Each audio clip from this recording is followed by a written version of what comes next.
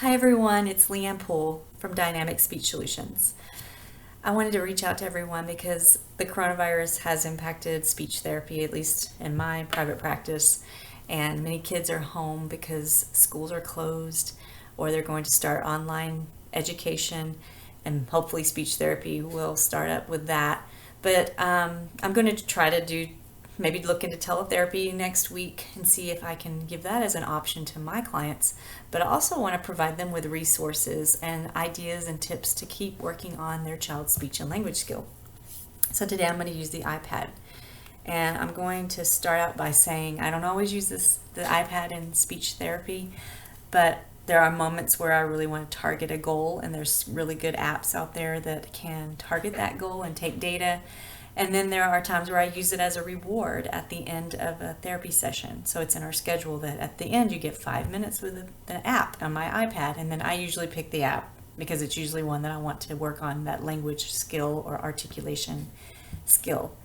So it's not like I just hand them the iPad and they have the iPad during speech therapy.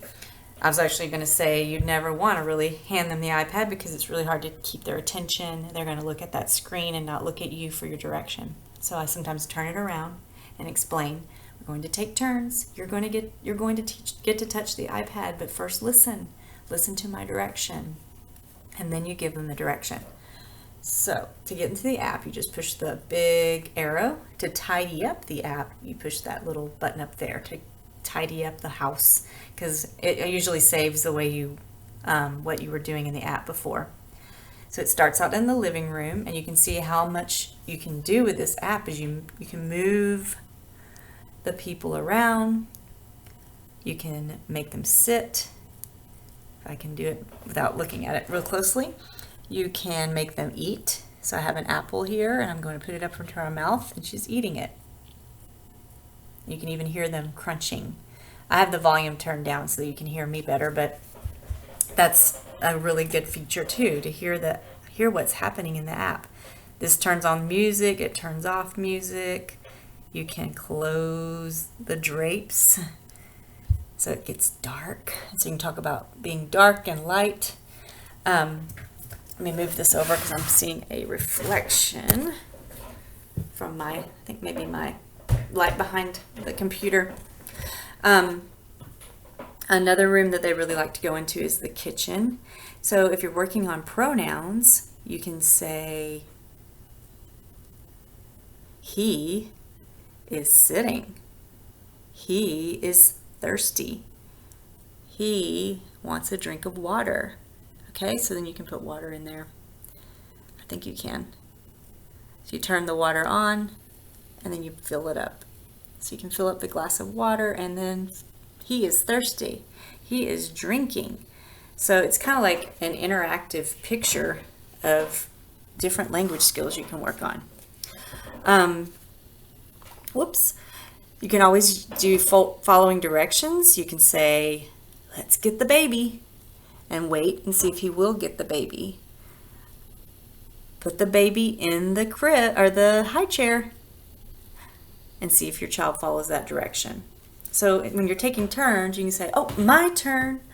I'm going to make the mommy sit down.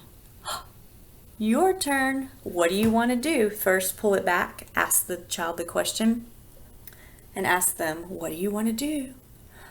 Or you can say, turn on the water, and then you give it to the child and don't take it out of your hands, but just let them touch. Oh, you turned on the water. What did you do? And then you pause to let them have a chance to answer. You don't just keep talking. So you give them a few seconds, more than a few seconds, to really process the question or direction, and then you let them do that direction or answer that question. Another fun place in this app is outside. They love that part. And you can work on action verbs like, oh, mommy is jumping. Make mommy jump. What is she doing? Jumping. And then you may have to model the word. And then you try again and see if they can say it again. What did she do? She is jumping. She jumped on the trampoline. You can work on past tense. What did she do? She jumped. And so you can model that past tense verb. They love to see mommy swinging. So you can say, oh, look, ha, mommy wants to swing. Let's put her on the swing. If I can do it. And mommy is swinging.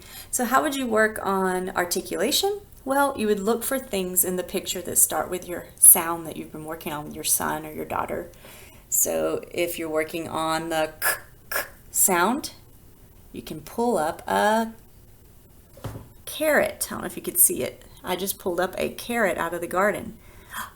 Carrot. That starts with a k. You're working on the k sound, and you can model it, or you can tell her to make up a sentence. Make up a sentence using what that is. What is it? It is a carrot, and hopefully your daughter or your son who's working on the k sound can name the things that have that sound in it, or make up a sentence if they're at the sentence level. Trying to think of other things. You can work on spatial concepts, like take the apple off the tree, put the apple on the trampoline. So these are following directions. Or you can tell them, what do you want to do with the apple? And if they can't answer you, you can give them choices. Do you want to take it off the trampoline, or do you want to feed the mommy the apple? And so that's some examples of how you can give them choices, how you can prompt them to use some of those goals like prepositions or spatial concepts like on the trampoline, mommy is sitting on the swing, the lady is sitting on the swing, or you can use pronouns. She is swinging. So modeling is great, taking turns. You do a sentence, they do a sentence. And if they want to touch it and they're not telling you anything, you pull it back. Wait, remember, you have to tell me what you want. And if they're at that younger age where they're just saying some words, they can just say, I want, and they might just say apple. And then you can say, oh, take the apple. You can touch the apple. And then after they play with it for a few seconds, go, oh, my turn. Because if you don't, they might just sit there and start taking over in the app. So hopefully this is helpful for you, and hopefully you're going to be able to work on some of these skills at home. But let me know if you have any questions. You can leave me a comment or contact me at slp@dynamicspeechllc.com. Thanks.